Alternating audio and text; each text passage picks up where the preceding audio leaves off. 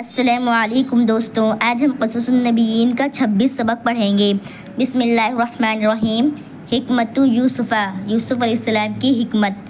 قال یوسف فی نفسہ، کہا یوسف علیہ السلام نے اپنے نفس میں، ان الحاجۃ ساقت الرجلین الی، بے شک ان دو مردوں کی حاجت کھینچ لائی انہیں میری طرف۔ وان صاحب الحاجۃ یلین ویخضع، اور بے شک صاحب حاجت نرم اور جھکے ہوتے ہیں۔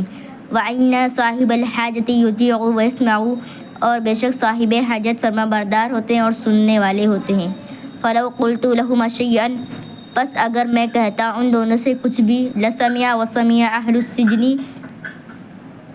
تو وہ دونوں سنتے اور تمام جیل والے سنتے۔ وَلَكِنَّ يُوسُفَ لَمْ يَسْتَعْجِلْ، اور لیکن یوسف علیہ السلام جلد بازی نہیں کرتے۔ بل قال لهما، بلکہ کہا ان دونوں سے، أَنَا أُخْبِرُكُمَا بِتَأْوِيلِ الرُّؤْيَا، میں تم دونوں کو خبر دوں گا، بتاویل الرؤیا، خواب کی تعبیر کی، قبل ان یاتیکما طعامکما، اس سے پہلے کہ تم دونوں کا کھانا آ جائے۔